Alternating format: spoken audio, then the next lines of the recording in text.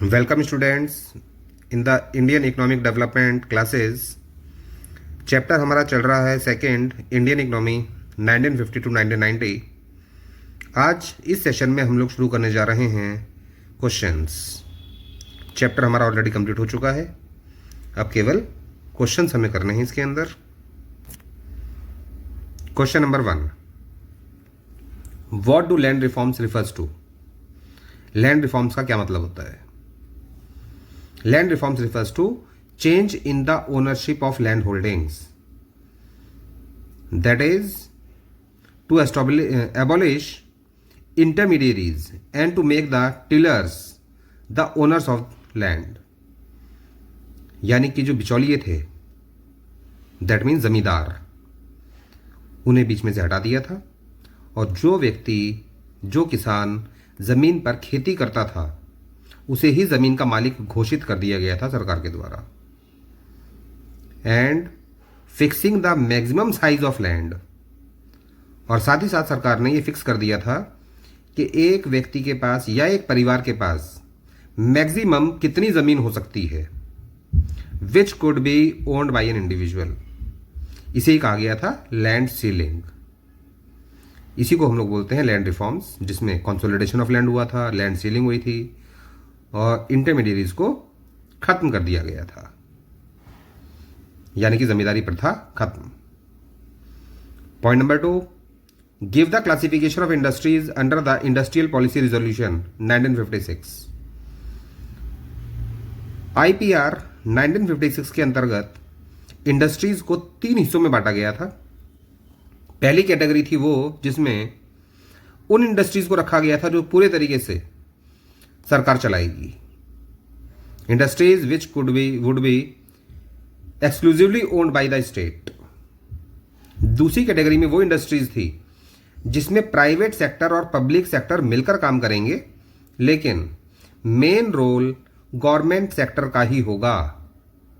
Private sector का role होगा केवल सप्लीमेंट रोल, यह कह सकते हैं supportive role. Main role, leading role government का होगा। और तीसरी कैटेगरी में वो इंडस्ट्रीज थी जो ना कैटेगरी 1 में आती हैं ना कैटेगरी 2 में आती हैं, और ये इंडस्ट्रीज रहेंगी प्राइवेट सेक्टर के पास। The remaining industries which were to be in the private sector. तो इस तरीके से इंडस्ट्रीज का 3 हिस्सों में विभाजन किया गया था, 3 कैटेगरीज में उनको डिवाइड किया गया था। पहली कैटेगरी वो जिसमें सारी इंडस्ट्रीज गवर्नमेंट के पास होंगी, दूसरी इंडस्ट्रीज वो जिसमें गवर्नमेंट और प्राइवेट सेक्टर मिलकर काम करेंगे लेकिन मेन रोल गवर्नमेंट का होगा, और तीसरी कैटेगरी वो जिसमें प्राइवेट सेक्टर काम करेगा। Next question number 3, name any 2 industries which were reserved for the public sector during 1950 to 1990। 1950 और 90 के बीच 2 इंडस्ट्रीज ऐसी थी जो पूरे तरीके से रिजर्व थी गवर्नमेंट के लिए, पब्लिक सेक्टर के लिए। ये थी टेलीकम्युनिकेशन सर्विसेज और national defence. Question number 4, dash seeds that give large proportion of output. वो कौन से बीज थे जिनसे आउटपुट का ज्यादा हिस्सा प्राप्त किया जा रहा था? ये थे HYV सीड्स, यानी कि high yielding variety seeds. Question number 5, dash improves in the field of agriculture to increase its productivity. किसकी वजह से एग्रीकल्चर में प्रोडक्टिविटी बढ़ी थी? डैश इंप्रूव्स, यानी कि लैंड रिफॉर्म्स, जो पिछले पेज पर भी आपको बताया था। लैंड रिफॉर्म्स की वजह से एग्रीकल्चर के अंदर प्रोडक्टिविटी काफी ज्यादा इंप्रूव हुई थी। Question number 6, the monetary assistance given by the government for production activities is called dash. जब सरकार की तरफ से आर्थिक सहायता प्राप्त होती है प्रोडक्शन एक्टिविटीज के लिए तो इसी को बोलते हैं subsidy. Cash grant given by the government for production activities is known as subsidy. In which states were land reform successful in India and why. वो कौन कौन से स्टेट्स थे जहां पर लैंड रिफॉर्म सफलतापूर्वक लागू हो पाए थे और क्यों? Land reforms were successful in Kerala and West Bengal because these states government were committed to the policy of land to the tillers. Kerala और वेस्ट बंगाल में ये पॉलिसीज ढंग से लागू हो पाई थी लैंड रिफॉर्म्स की, क्योंकि वहां की जो सरकार थी वो किसान के प्रति कमिटेड थी। यानी कि जो किसान खेती करता है उस जमीन उसी की होनी चाहिए। इसलिए वेस्ट बंगाल और केरला में लैंड रिफॉर्म्स ठीक से लागू हो गए थे और बाकी स्टेट्स में नहीं हो पाए थे। Next, question number 8, define modernisation. Adoption of new technology in the production of goods and services to increase the output is called modernization. Goods या सर्विसेज के प्रोडक्शन को इंक्रीज करने के लिए अगर हम लोग नई टेक्नोलॉजी को अपना रहे हैं तो यही कहलाता है मॉडर्नाइजेशन। जैसे कि पहले पैसा खर्च करने के लिए हमें बैंक से पैसा निकालने की आवश्यकता पड़ती थी, लेकिन नई टेक्नोलॉजी के आने के बाद अब हम लोग मोबाइल से ही आसानी से पेमेंट्स वगैरह कर सकते हैं। इसी प्रकार से जब हम लोग प्रोडक्शन को बढ़ाने के लिए इन्हीं प्रकार की टेक्नोलॉजीज का इस्तेमाल करेंगे तो वही कहलाता है modernisation. Next, question number 9, what do you mean by land ceiling? Land ceiling means fixing the maximum size of land which could be owned by an individual.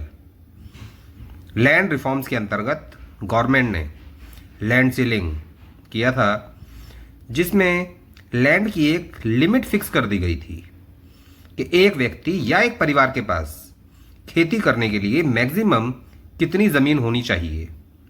यही कहलाता है लैंड सीलिंग। और जिनके पास ज्यादा जमीनें थी उनकी गवर्नमेंट ने जमीनें सील कर ली थी। Question number 10, what was the purpose of land ceiling? Land ceiling का उद्देश्य क्या था?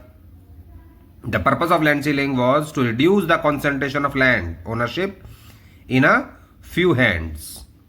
जैसे कि पहले केवल जमींदारों के पास ही बहुत ज्यादा जमीन हुआ करती थी, लेकिन गवर्नमेंट नहीं चाहती थी कि जमीन केवल कुछ लोगों के हाथों में ही रहे, बल्कि हर व्यक्ति के पास जमीन होनी चाहिए। इसलिए गवर्नमेंट ने लैंड सीलिंग को अपनाया था। What are HYV seeds? High yielding variety seeds are seeds of better quality. ये वो बीज होते हैं जो कि ज़्यादा अच्छी फसल पैदा कर सकते हैं क्योंकि इनकी क्वालिटी अच्छी होती है। Which produce more output but require the use of fertilisers and pesticides. यानी कि इनसे फसल तो ज़्यादा पैदा होती है, लेकिन साथ में इनके ज़्यादा खाद की आवश्यकता पड़ती है और कीटनाशक दवाओं की भी आवश्यकता पड़ती है। In the correct quantities as well as regular supply of water. और ये भी करेक्ट क्वांटिटी में ही पड़ना चाहिए। ऐसा नहीं कि ज़्यादा खाद डाल देंगे तो ज़्यादा फसल पैदा हो जाएगी या ज़्यादा कीटनाशक दवाएं छिड़कने से ज़्यादा अच्छी फसल पैदा होगी, ऐसा नहीं होता। एक लिमिट के अंतर्गत एक लिमिटेड क्वांटिटी में अगर इनको डाला जाएगा और वो भी रेगुलर वाटर सप्लाई के साथ, यानी कि इरिगेशन फैसिलिटीज़ भी अच्छी होनी चाहिए, तभी HYV सीड से अच्छी फसल पैदा हो सकती है। Next, question number 12, what is marketable surplus? The portion of agriculture produce which is sold in the market by the farmers is called marketed surplus या मार्केटेबल सरप्लस। एक ही बात है। यानी कि जितनी भी फसल किसान पैदा करता है उसमें से अपने कंजम्पशन के लिए रखने के बाद जितनी फसल को मार्केट में बेचा जाता है किसान के द्वारा, वही कहलाता है marketable surplus. Quantity of goods that can be imported is called. Government ने क्वांटिटी फिक्स कर दी थी कि हम लोग कितने गुड्स को इंपोर्ट कर सकते हैं, यही कहलाता है कोटा। क्वांटिटी जो गवर्नमेंट ने फिक्स की थी कि हम लोग कितनी क्वांटिटी इंपोर्ट कर सकते हैं फॉरेन कंट्रीज से, वही कहलाता है quota. Question number 14, define a small scale industries for promoting rural development. Rural development के लिए स्मॉल स्केल इंडस्ट्रीज कैसे प्रमोट करती हैं?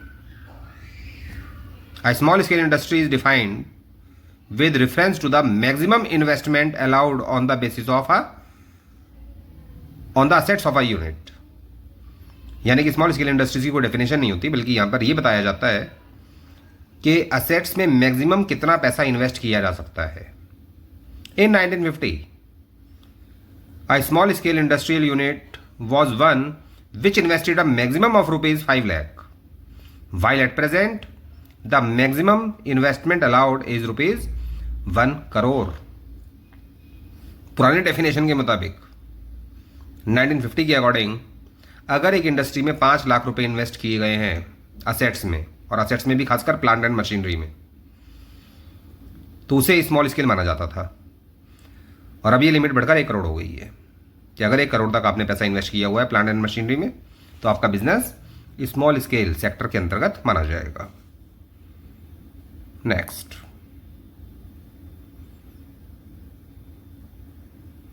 Question number 15. How was the private sector kept under state control?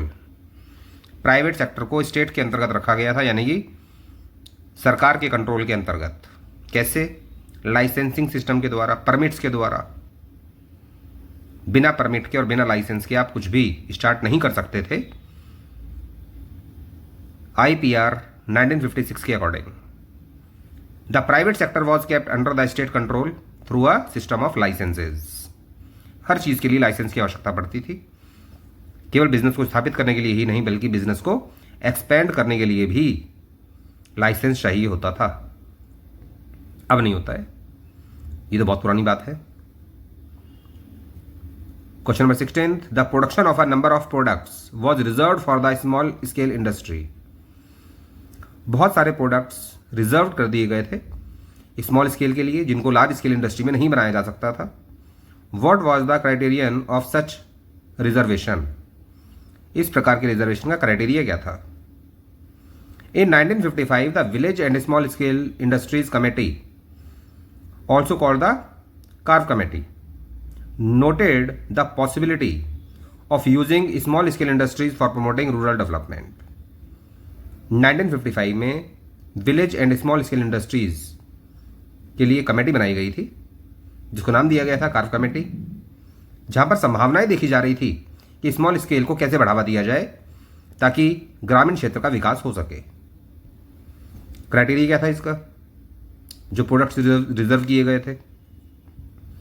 The criterion of reservation of the production of certain number of products for the small scale industries was the ability of these units to manufacture the goods. यानी कि small scale में कितनी क्षमता है, वो किस प्रकार के गुड्स बना सकती है, इसके आधार पर गुड्स को रिजर्व किया गया था. और मोर देन 800 प्रोडक्ट्स रिजर्व किए गए थे, जिनको केवल स्मॉल स्केल के अंतर्गत ही बनाया जा सकता था. लार्ज स्केल इंडस्ट्रीज में बहुत कम गुड्स बचते थे.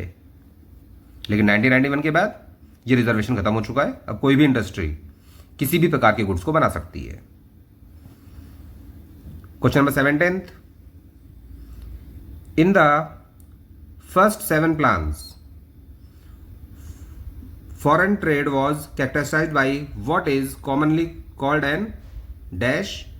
Technically this strategy is called dash. 7th plan में फॉरेन ट्रेड की एक विशेषता थी कि by what is commonly called, उसको कॉमनली क्या कहा जाता है technically, and this strategy is called fill in the blank.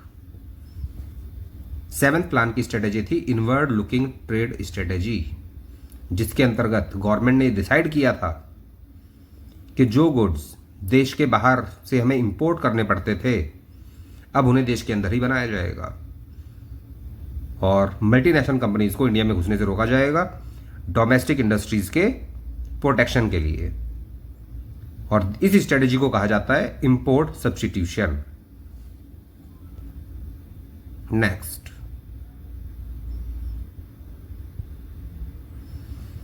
Y despite the implementation of green revolution 65% of our population continued to be engaged in the agriculture sector till 1990. हरित क्रांति होने के बावजूद, जब फसल अच्छी खासी पैदा होनी शुरू हो गई, उसके बावजूद भी हमारे देश की 65% जनसंख्या खेती में ही लगी रही 1990 तक। ऐसा क्यों?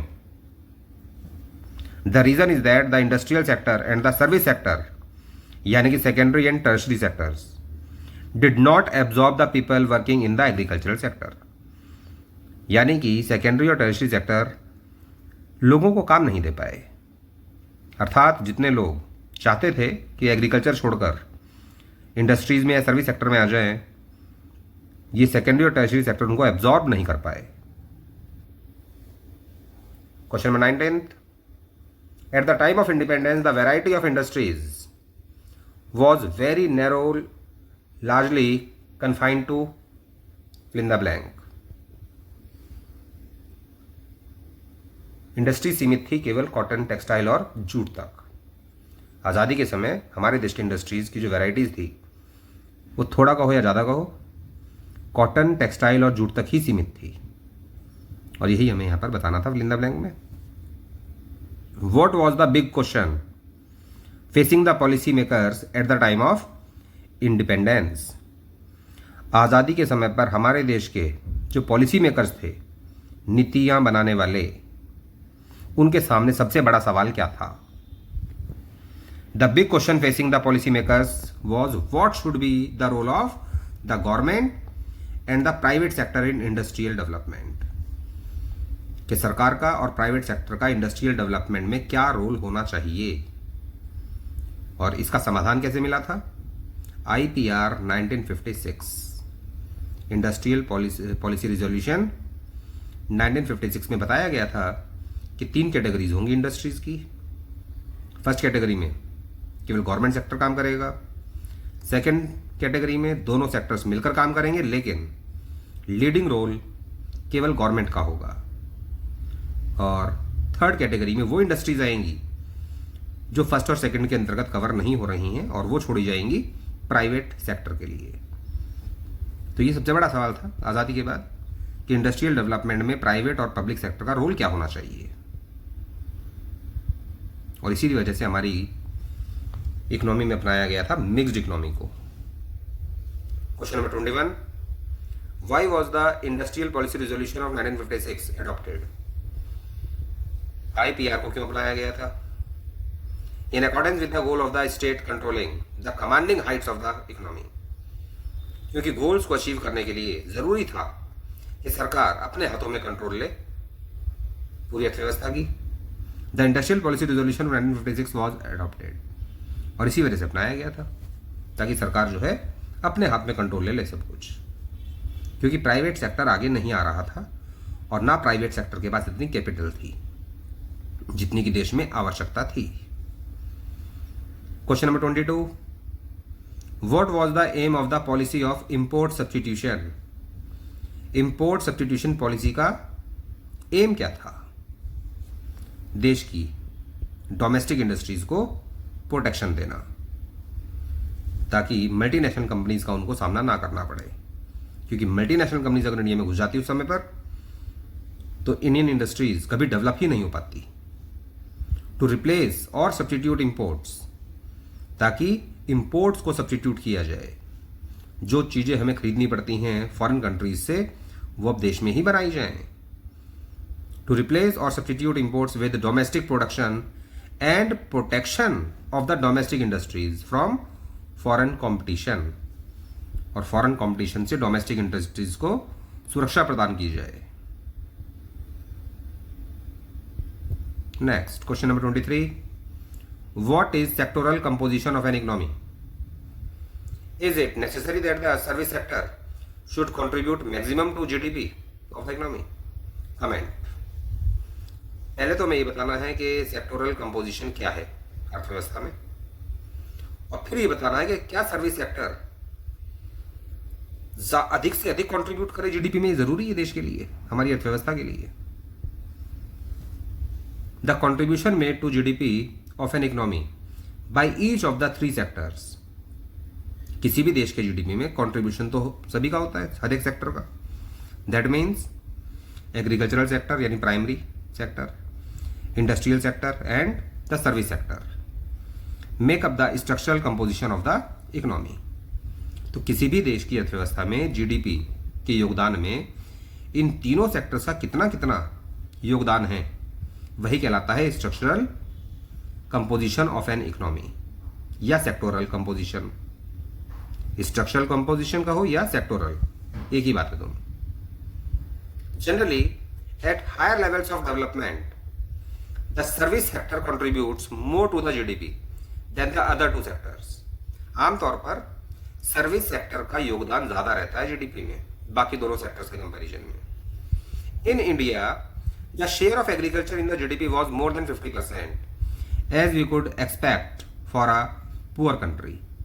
लेकिन हमारे देश में एग्रीकल्चर सेक्टर 50% से ज्यादा कंट्रीब्यूट करता है जीडीपी में, जैसा कि हर गरीब देश में होता है। But by 1990 the share of the service sector was 40.5%। लेकिन 1990 में सर्विस सेक्टर का जो योगदान था जीडीपी के अंतर्गत वो 40.5% था, more than that of agriculture और इंडस्ट्री। एग्रीकल्चर और इंडस्ट्री से ज्यादा कंट्रीब्यूट कर रहा था service sector, like what we find in developed nations. और ये कंडीशन सेम वैसी ही थी, ये स्थिति सेम वैसी ही थी जैसी कि विकसित देशों में होता है।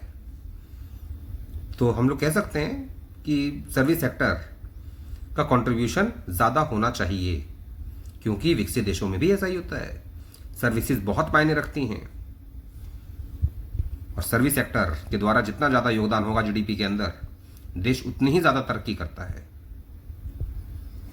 Question number 24, during the colonial rule there was neither growth nor equity in the agricultural sector. अंग्रेजों के राज में एग्रीकल्चरल सेक्टर ना तो ग्रोथ कर रहा था और ना ही वहां पर समानता का व्यवहार हो रहा था। How did the policy makers of independent India addresses these issues. तो हमारे देश के पॉलिसी मेकर्स ने इन समस्याओं को कैसे सुलझाया आजादी के बाद। During the colonial rule there was neither growth nor equity in the agricultural sector. The policy makers of independent India addressed these issues through land reforms. यानी कि हमारे देश के पॉलिसी मेकर्स ने यहां पर अपनाया लैंड रिफॉर्म्स को, ताकि एग्रीकल्चर में जो ग्रोथ चाहिए वो मिल सके और जो असमानता हो रही है किसानों के साथ, उस असमानता को खत्म किया जाए और उन्हें भी आगे बढ़ने का मौका मिलना चाहिए। इसलिए गवर्नमेंट ने उस टाइम अपनाया था consolidation of holdings, land selling and promoting the use of high yielding variety seeds. और साथ ही साथ गवर्नमेंट ने लॉन्च किए थे ऐसे बीज जिनसे फसल बहुत ज्यादा अच्छी पैदा हो सकती है, विच ushered in a revolution in Indian agriculture, जिसकी वजह से भारतीय कृषि में क्रांति आ गई थी, जिसे बोलते हैं green revolution. These initiatives helped India to become self sufficient in food grains production. और यही जो इनिशिएटिव सरकार के द्वारा लिए गए थे, इंडिया के द्वारा लिए गए थे, इसी से हमने आत्मनिर्भरता प्राप्त की अनाजों में। कम से कम 1965 के बाद से हमें किसी और देश के सामने अनाज के लिए हाथ नहीं फैलाना पड़ता, यानी कि हमें उनसे गुड्स इंपोर्ट नहीं करने पड़ते। और यहां बात हो रही है फूड ग्रेन्स की, ध्यान रखिएगा। बाकी गुड्स तो इंपोर्ट करते हैं बीपी, लेकिन फूड ग्रेन्स के मामले में अब इंडिया सेल्फ सफिशिएंट है। Question number 25, explain the type of land reforms implemented in the agriculture sector. Important topic है, लैंड रिफॉर्म्स में क्या क्या किया गया था। Types of land reforms implemented in the agriculture sector. Point number 1, the abolition of intermediaries, यानी कि जमींदारी प्रथा खत्म। Point number 2, the ownership of land holdings, जो इंसान जिस जमीन पर खेती करेगा वो जमीन उसी की मानी जाएगी। पॉइंट नंबर 3, लैंड सीलिंग, जिसके अंतर्गत जिन लोगों के पास जरूरत से ज्यादा जमीनें थी उनकी जमीनें सरकार ने सील कर ली थी और लैंडलेस लेबरर्स को बांटी गई थी, क्योंकि यहां पर एक मैक्सिमम लिमिट फिक्स कर दी गई थी, एक व्यक्ति के पास या एक परिवार के पास मैक्सिमम कितनी जमीन होनी चाहिए। That's all for this session. Topics को याद कीजिएगा और लिख लिख कर याद कीजिएगा। Thank you.